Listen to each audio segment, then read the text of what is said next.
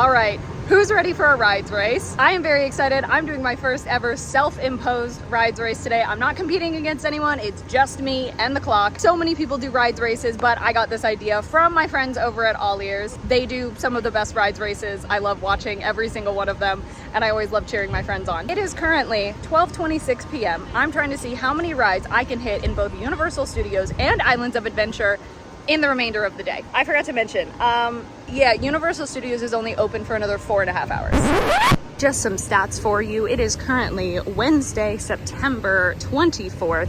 So we're in the middle of sort of the Halloween season here, but it is also the middle of the week on a random week in September.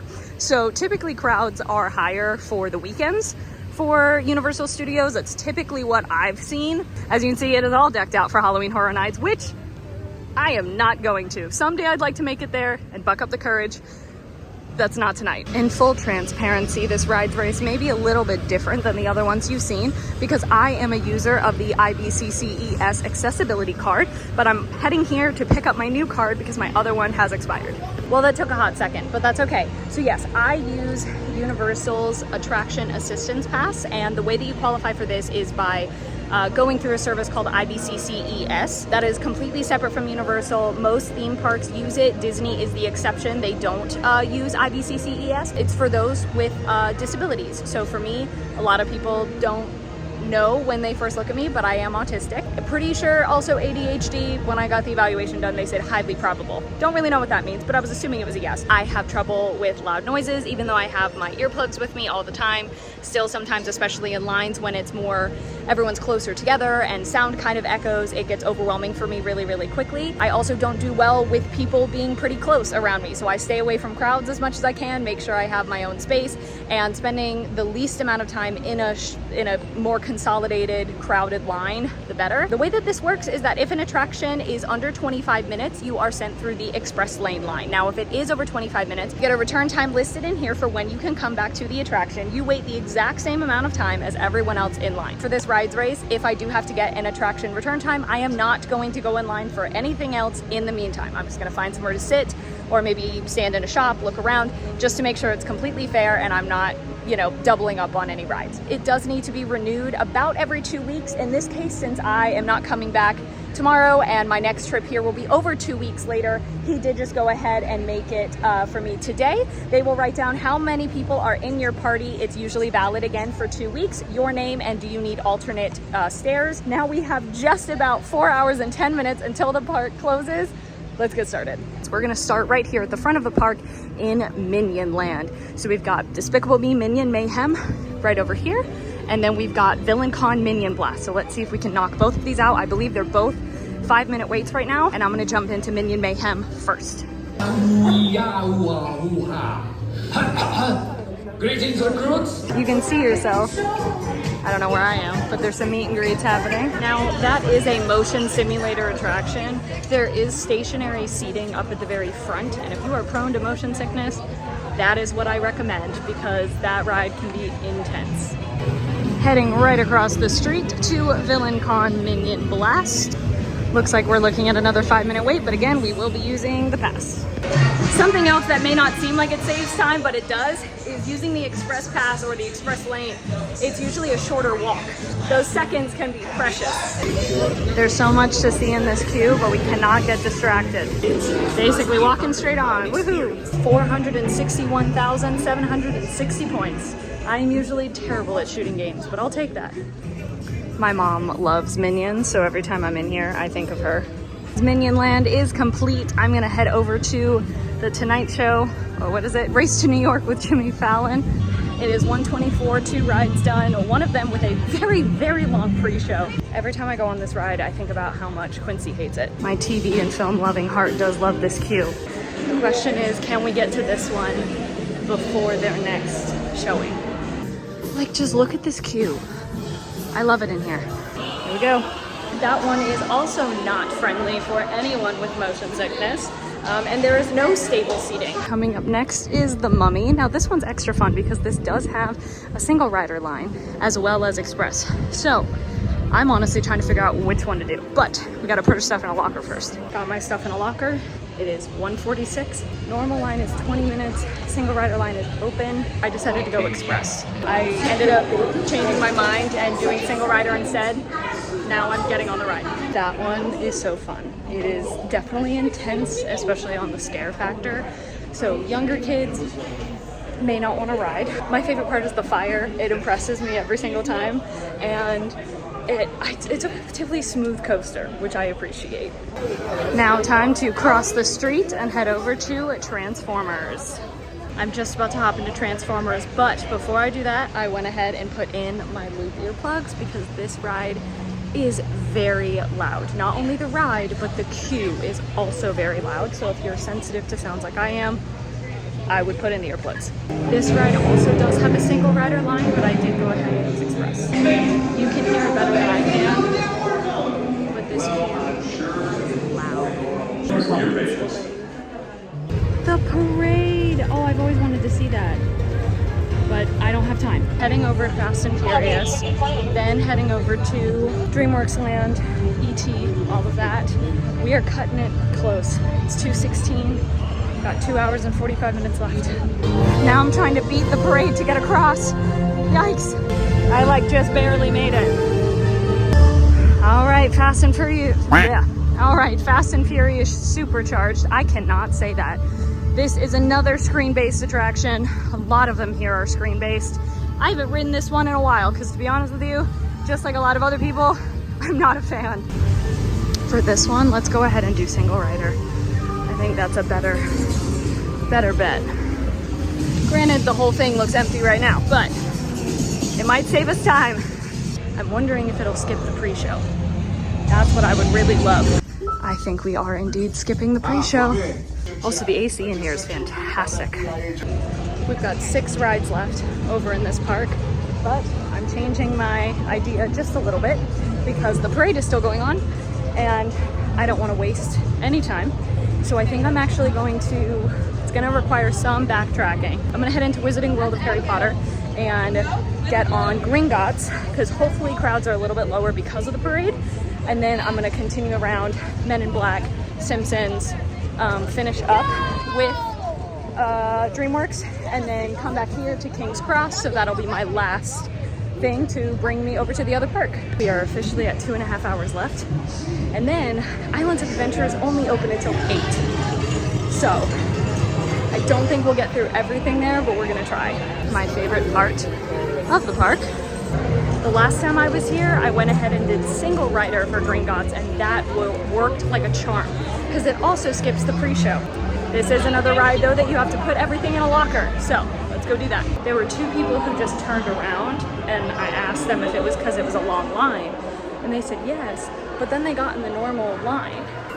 Granted, it could absolutely still be long, but so far, there's no one here. All right, moment of truth. Let's see. Still no one. There was a group of 5 and they had them go to a single rider area and they added me with them. So told them to tell them at the top that they had 6 instead of 5. This was a 35-minute wait normally. Escape from Gringotts was incredible, as always. Again, very screen-based, so motion sickness could very much happen, but it's one of my favorites. That leaves us with 5 rides left here. We have Men in Black, Alien Attack, the Troller Coaster, both rides in Simpsons, and then the train, and that's it. In Wizarding World for approximately 10 minutes, and now I'm on my way out. I would love to get some Florian Fortescue's ice cream while I'm here, but that is not on the docket for today.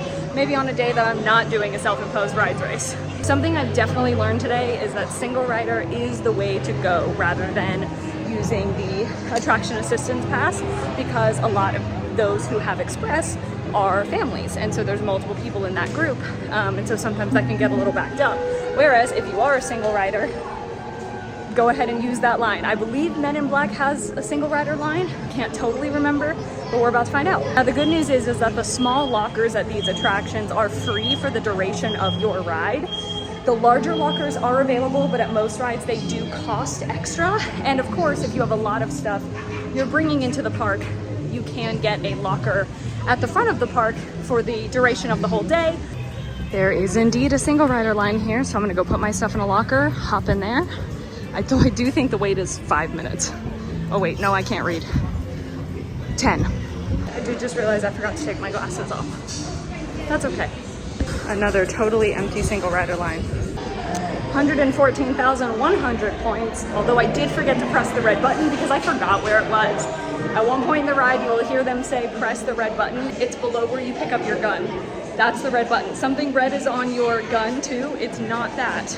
If you hit it, it gives you extra points. Also, if you hold down your trigger, it'll just keep shooting. Time to grab my stuff and head on over to Springfield. However, I'm going to stop and fill up my water bottle quickly. Time check, it is just about 3 o'clock, so 2 hours left. One of my absolute favorite things about Universal's parks is that all around they have Coca-Cola freestyle machines. Now, if you have a refillable mug, you can fill it with whatever drink you want. However, no matter what water bottle you have, you can fill it up with ice and water.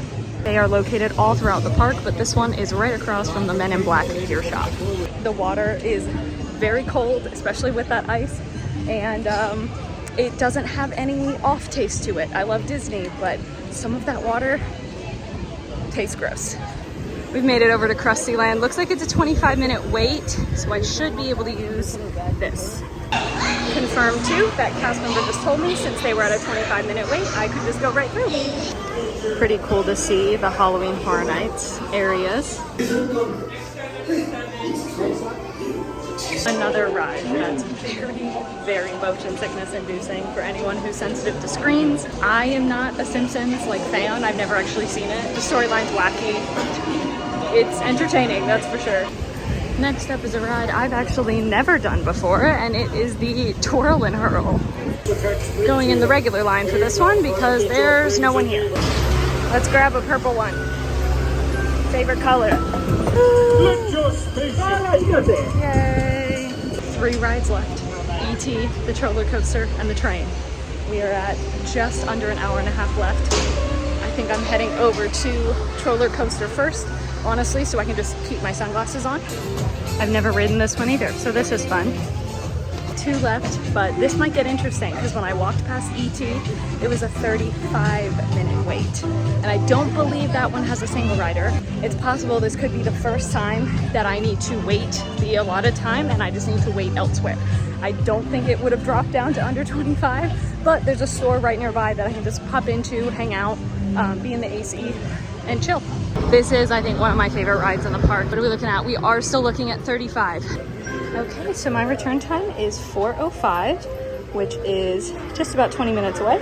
I am just gonna sit here in the shade on the curb and check through social media, take a second to sit, which is very important, and I am always go, go, go, and I always forget to do that. Hopefully I should be out of here no later than 4:30 and heading over to the train.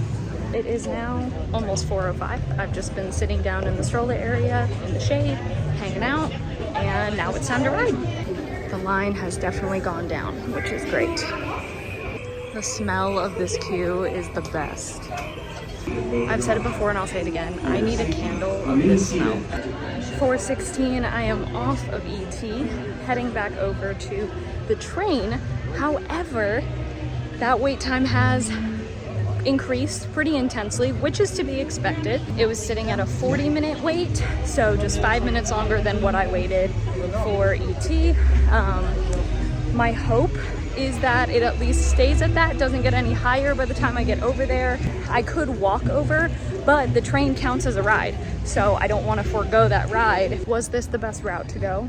No, because I basically have to backtrack so severely, but since the parade was going on and I decided to go Gringotts first instead of going over to DreamWorks Land, this is what I gotta do. Alrighty, my return time is 4:50, which is 25 minutes from now. I'm gonna go get myself ice cream or frozen butterbeer and sit right there inside the station and just wait. The line for Florian Fortescue's is very long, so frozen butterbeer it is. I think the Death Eaters are out, which is crazy, because it is not time. There they are, oh my gosh. I didn't know they'd come out early. Got about 15 minutes. I've got my frozen butterbeer, and I'm just gonna sit in the leaky cauldron. I don't know if anyone else has noticed this, but I think almost the entirety of the Wizarding World of Harry Potter over here is cooler. I think there's like AC even outside. Also, those clouds aren't friendly. Okay, I've made a decision. So Express Lane was really, really backed up. He told me even with Express, it would be 30, 40 minutes. I start to get a little after about 25. They just said 30 minutes for Express, but it was really, really backed up. So I decided, that's falling off my face.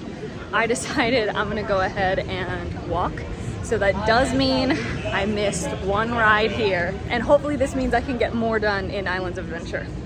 I also have a feeling a lot of people are going to be heading over to Islands, of course. So I'm expecting wait times over there to soar pretty high. So I know we won't get to everything, but we're gonna get to as much as we can in the next 3 hours. It is 5 p.m. This park is officially closed. I'm exiting literally right now. I think we did pretty good for only having like, what, right about 4 hours? Now, in full honesty, since I already know I will not be hitting all the rides, I know that it's not possible. There are going to be rides that I'm going to choose not to do. I think I'm gonna forego Hulk.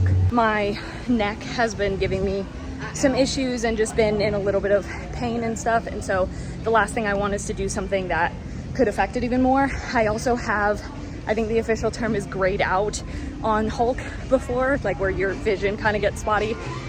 I don't want to mess with that. Velocicoaster's a maybe, that one's more smooth, but Hulk is a no. And a pretty short walk later, we are over at Islands of Adventure. I'm kind of surprised that it's not super crazy busy over here, but maybe everyone's taking the train. We are at just about 2 hours and 45 minutes. I am heading into Marvel Superhero Island, I think, is that the official name, to hit Stormforce Accelatron and the Spider-Man ride, but I will not be riding the drop ride because those are not my thing. I don't have an issue with heights, but those rides are just not my thing. Maybe I'll try one for the first time when I'm with friends, but not by myself, I'm sorry. First ride here in Islands of Adventure, and this is actually my first time riding this attraction. Oh, Hulk is closed due to weather. So there's that, but it's a 5-minute wait. So interesting, this ride is closing at 7, not 8. Normally I am someone on like the teacups that spins to like there's no tomorrow, but this thing looks intense. Tons of rides are down for a weather delay due to lightning in the area. So this is gonna be interesting because that's gonna really mess up my plans. Woo, that one is intense. I think it's hard to even try to spin it because it's so wild, but very, very fun. I'll tell you one thing though, my mom would hate that ride and wouldn't even be able to go on it because she can't do those spinny rides. Here we are, Amazing Adventures of Spider-Man. It is a 25-minute wait. I love Spider-Man, while it is screen-based as well. I think it's one of the most seamless rides in both Islands of Adventure and Universal Studios. You have the practical effects with the screens. There's a lot more of that in Epic Universe, but I really think this is the ride in these two parks that like does it phenomenally. However, there was a glitch in the second to last scene of the ride. The last two scenes like we didn't really get to see, which was really interesting. I can hear Hulk. Hulk is back up, so that means outdoor attractions, I believe, are back up right now. I am detouring again, don't be mad at me, but I am a pass holder and I want to check it out, see if they have anything. I was just told this entire wall is 70% off. They are open right now until park close, so I will be coming back down this way before park close to grab a shirt for sure and potentially a duffel bag. I am heading over into the Jurassic Park and Kong area where I do plan to ride Jurassic Park River Adventure as well as Reign of Kong. Time check, it is 5:56. We are using the attraction assistance pass for this one. I want to say I've ridden this ride once before, but if I have, it's been a long time. But I do know it's one that people are kind of on. It is freezing in here. Like AC blasting, not in a good way. I'm so cold.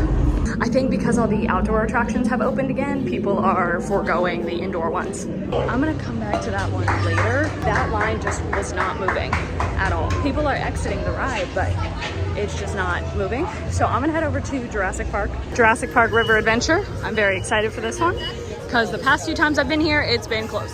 There is a single rider line here, so that's what I'm using. Although again, I think it's like a 5-minute wait, probably doesn't matter. Kind of wondering why the single rider, he sent me down this way. It's because this is the regular line and there's almost no one here. Here we go. The aftermath of Jurassic Park. But it was very fun. I got seated in the second row. And I've decided I am feeling good for Velocicoaster. So Velocicoaster is next. They do have a single rider line, which is absolutely what I will be using. We've got just over an hour and a half left. To be specific, an hour and 37 minutes. Normal wait time is 15 minutes. That means single rider should not be an issue. I have not ridden this coaster in a while. I'm excited, but I'm nervous. Look at the rainbow. Love that. Well, Velocicoaster was fantastic.